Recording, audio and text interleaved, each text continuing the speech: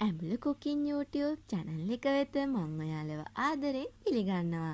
ඉතින් යාළුවනේ මං අදත් ඔයාලට අරගෙන ආවා වෙනස්ම රස කෑමක්. ඉතින් මේ තමයි පොලොස් වලින් හදාගත්ත පොලොස් කට්ලට්.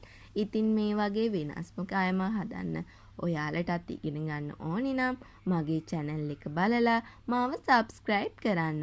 මුලින්ම මම තම්බල පොඩි කරගත්ත අලගෙඩි 3ක් තම්බල පොඩි කරගත්ත පොලොස් දෙහි ගෙඩියක් ගම්මිරිස් කුඩු කෑලි මිරිස් කුඩු ලුණු කුඩු පොඩියට කපාගත්ත කරපිංචා අමු මිරිස් සුදු ලුණු හා ලොකු ලුණු ගෙඩියක් අරගත්තා.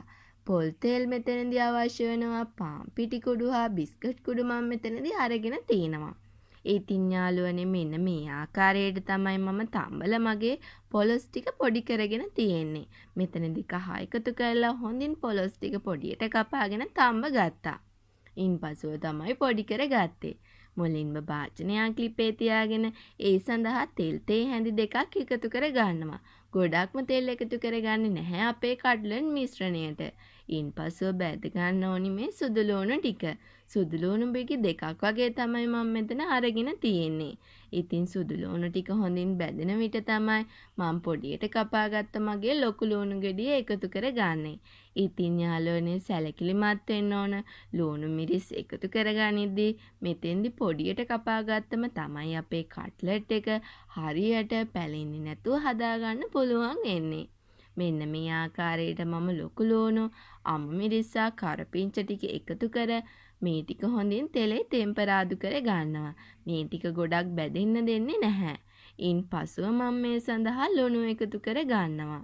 ලුණු එකතු කරගන්නේ රස අනුව.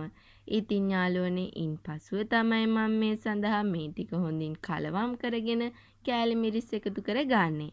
ඉතින් පොඩි ළමයි ගෙදර ඉන්නවනම් කෑලි මිරිස් එකතු නොකරගෙන මේක අපිට හදා ගන්නත් පුළුවන්.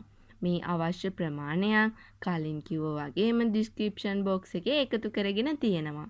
තවත් විශේෂම දෙයක් තමයි මෙන්න මේ ආකාරයට මම පොඩි කරගෙන තියෙන පොලොස් ටිකට අල ටිකට ලුණු දාලා නෙමී යාළුවනේ තම්බගෙන තියෙන්නේ. ඒට හේතුව තමයි මේ ටික හොඳින් තැම්බෙලා පොඩි වෙන්න ඕනි නිසා මම ලුණු එකතු කරගත්තේ නැහැ. ඉතින් දැන් අපේ මේ මිශ්‍රණයට ඒ නිසා අපි අවශ්‍ය ප්‍රමාණයට රස අනුව ලුණු එකතු කරගන්න ඕනි. දැන් මෙන්න මේ ආකාරයට පොලොස් එක තම්බගත් අල ටික එකතු කරගෙන හොඳින් කලවම් කර ගන්නවා. මේ මිශ්‍රණය යාළුවනේ හොඳින්ම කලවම් වෙන්න ඕනි. තවත් විශේෂම කාරණයක් තමයි මේක අපි අඩු ගින්දරේ තමයි කරගන්න ඕනි. ඉන්පස්ව මම මෙතන ගම්මිරිස් එකතු කරගත්තා. ගම්මිරිස් යාළුවනේ මම තේ හැඳි දෙකක් එකතු කර ගන්නවා. ගම්මිරිස් එකතු වෙන තරමට තමයි අපේ කට්ලට් එක රසවත් වෙන්නේ. ඉතින් දැන් මෙන්න මේ ආකාරයට අපේ මේ කට්ලට් එකට මම දෙහි යුෂ එකතු කර ගන්නවා. මේක විශේෂම දෙයක්.